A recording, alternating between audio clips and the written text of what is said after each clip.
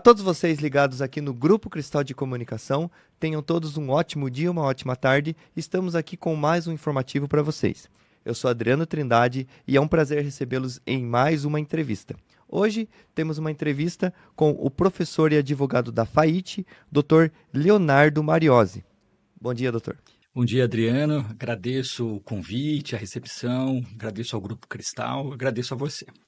Nós vamos abordar um assunto aqui, um projeto, né, que o Dr. Leonardo encabeçou. É um dos... É o pai da criança? Sim, É. podemos dizer que sim. Mas é um projeto muito importante para ajudar a conscientizar cada vez mais a população a respeito de um assunto muito, digamos assim, polêmico e também necessário no debate, né?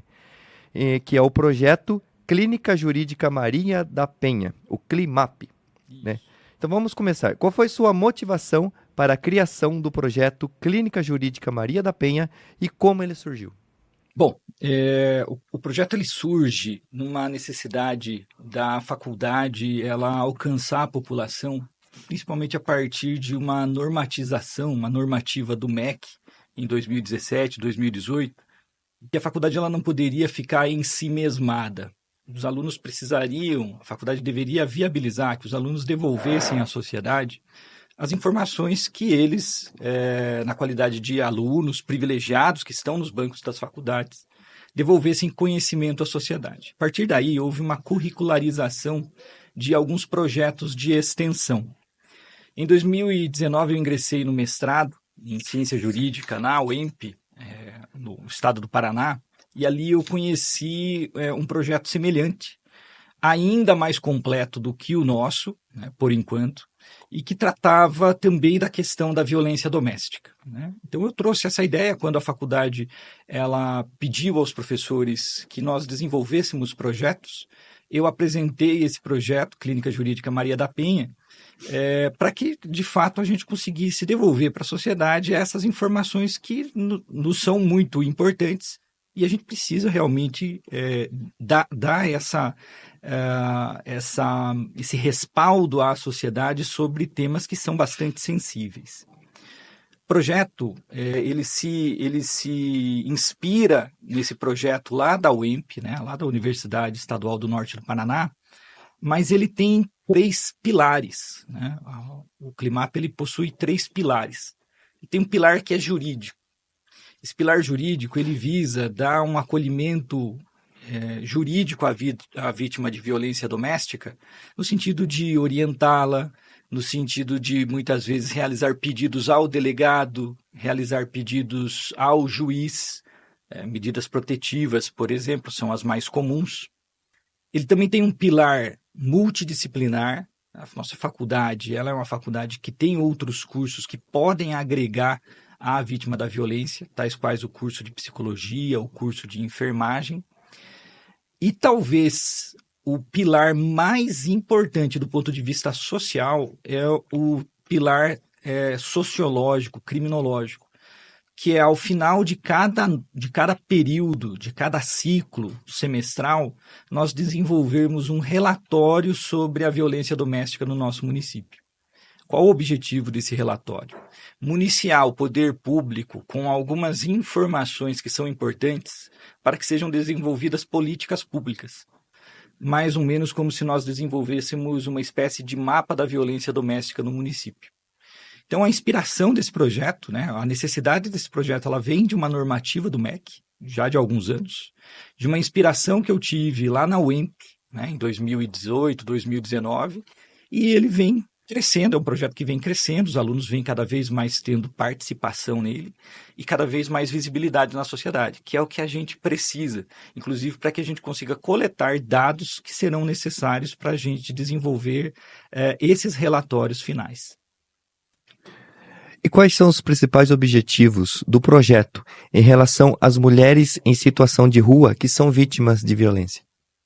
Nós participamos na última semana de uma ação da Caritas, uma ação da Igreja Católica, que foi na semana em que eles abordavam a população de rua. Estivemos participando dessa ação, foi na Praça Anchieta. E as mulheres em situação de rua, elas são ainda mais vulneráveis, né? Então, quando a gente trata da vulnerabilidade da mulher à violência doméstica, os dados mostram que existem diferentes perfis de vulnerabilidade. A violência doméstica, ela não escolhe classe social, ela não escolhe cor, ela não escolhe CEP. Então, por isso da importância, inclusive, da realização de um certo mapa da violência, né? Então, agora, a dificuldade maior da mulher em situação de rua é o acesso à informação. Então, existe uma hipervulnerabilidade, que é a vulnerabilidade à violência, mas é a vulnerabilidade da escassez a vários itens básicos de dignidade humana, né? Teto, alimentação, higiene, saúde e, obviamente, informação. Então, nosso papel também é disseminar essa informação junto à população em situação de rua também. E quais são os maiores desafios que vocês enfrentam no dia a dia ao trabalhar com essas mulheres em situações de rua e que são vítimas de violência? O desafio é um desafio cultural. Eu enxergo que o maior desafio em relação à violência doméstica é um desafio cultural. E isso não é só em relação à mulher em situação de rua, né? A população em situação de rua. O brasileiro, ele tem como cultura acreditar muito no direito penal como solução de todos os problemas sociais. E nós temos uma sequência de leis que vem endurecendo o tratamento ao autor de violência doméstica, assim como em inúmeros outros aspectos da vida civil brasileira. Então, tudo se tenta resolver a partir do direito penal, aumentando penas. Tivemos recentemente uma legislação que aumentou ainda mais a pena do feminicídio, como havia acontecido em 2016, com a qualificadora. Agora o feminicídio ele se tornou um crime autônomo. E não há problema nessa graduação do quão grave é essa conduta, porque são realmente condutas muito graves, afetam famílias, afetam crianças, geram estigmas. Mas o direito penal ele é sempre voltado ao passado, ou majoritariamente voltado ao passado, ao que aconteceu. Então, muitas vezes, uma pena alta ela pode representar um alívio para a família da mulher que se foi, né, para os filhos de uma mulher que se foi. Mas ela não necessariamente impedirá que novos atos de violência aconteçam com outras vítimas. Então, o direito penal, ele dificilmente, nesses crimes, eles se voltam para o futuro, por conta de uma questão cultural mesmo.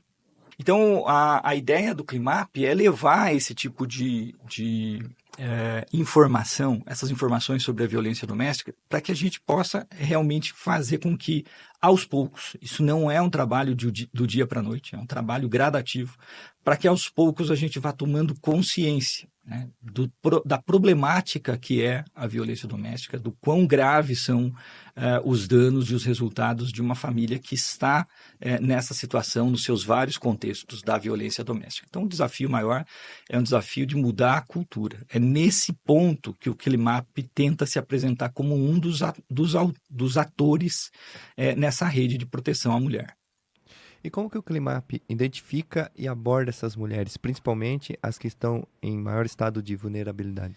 Nesse momento, o CLIMAP ele não tem condições, ele ainda não está estruturado para ir à rua.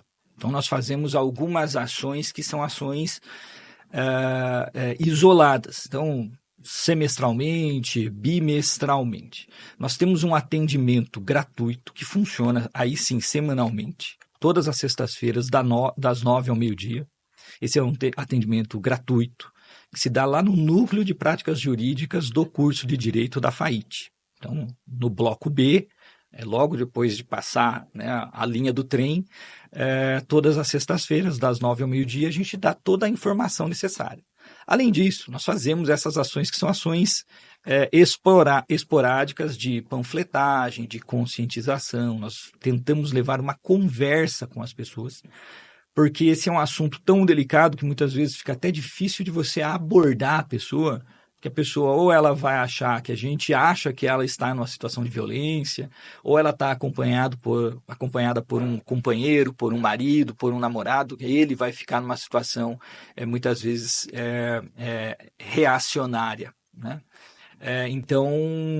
Os desafios são esses e a forma como a gente tem tentado levar essa informação é mantendo um atendimento semanal, né, gratuito, num local pré-determinado, né, todas as sextas-feiras, das 9 ao meio-dia, e fazendo essas ações, que são ações periódicas. Fizemos em feiras públicas, pretendemos continuar fazendo, e acompanhamos alguns mutirões, como essa ação da Caritas, alguns mutirões do CRAS. Enfim, dessa maneira a gente tenta disseminar essas informações que são de suma importância. E em relação ao sistema jurídico brasileiro, o senhor, com anos de experiência, o senhor acredita que eles oferecem suporte suficiente para essas mulheres que são vítimas de violência? E o que poderia ser melhorado? Então, existe uma rede de proteção. Então, existe um treinamento nas forças de segurança. Nós sabemos que existem algumas rondas especializadas na Polícia Militar, na Guarda Civil Municipal de Itapeva também, atende de maneira bastante diligente. Nós temos, obviamente, uma preocupação do Poder Judiciário, do Ministério Público, que estão bastante atentos a essa forma de violência.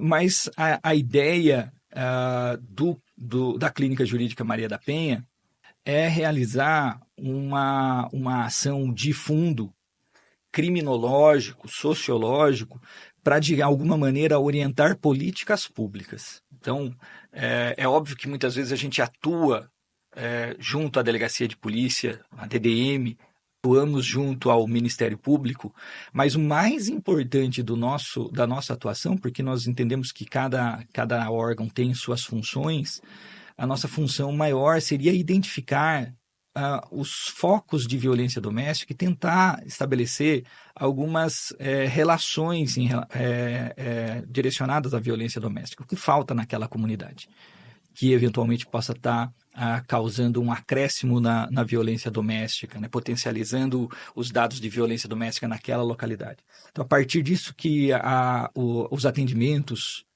quanto mais atendimentos nós realizarmos, mais dados nós teremos para tratar sobre o tema, né? E daí devolver para a sociedade esse tipo de informação. Então, a ideia do Climap é somar como mais um dos atores nessa rede de proteção, mas com essa devolutiva primária à vítima de violência, né, o respaldo à vítima da violência, mas somando a rede num aspecto sociológico, com os dados que serão tratados. E qual história de sucesso mais marcou, assim, as histórias que mais marcaram o projeto de vocês no cotidiano? E se poderia compartilhar alguma conosco? Nós temos alguns casos de atendimentos que... Os atendimentos na violência doméstica, em relação à violência doméstica, eles são atendimentos bastante peculiares. Porque é um tipo de criminalidade, é um tipo de violência que mexe com o psicológico da vítima em vários aspectos.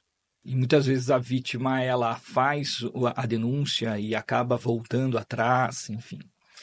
Mas nós tivemos alguns casos de sucesso, eu diria, no sentido de consecução de medidas protetivas em casos de violências, de ameaças, de violência psicológica, de violência moral, que acabava inibindo a vítima de realizar os seus atos do cotidiano. Trabalhar, estudar. Por quê? Porque o agressor, muitas vezes, ele esperava a vítima na saída do trabalho, esperava a vítima na saída da faculdade, na saída da escola, na entrada da escola. Vinha rondar a escola no momento do intervalo, por exemplo. Então, esse tipo de atendimento em que nós conseguimos medidas protetivas foram os atendimentos assim de uma resposta mais efetiva e mais rápida e que acabou resultando numa melhor tranquilidade, paz, né, para a vítima naquele momento. E é óbvio, né, esses dados, mesmo nesses atendimentos, esses dados nos foram importantes para que fossem elaborados os relatórios, que é o fim principal do projeto. E de que maneira o projeto mede o impacto na vida dessas mulheres vítimas de violência? Eu entendo que o nosso projeto ele é incipiente, ele está numa fase inicial ainda de de implementação. Embora nós tenhamos alguns anos de jornada, né? Em 2021, segundo semestre de 2020, primeiro semestre de 2021, nós começamos um atendimento mais efetivo toda semana. E a forma como a gente mede o resultado, né, acompanhando os resultados judiciais, os resultados policiais dos atendimentos que nós fizemos até o momento.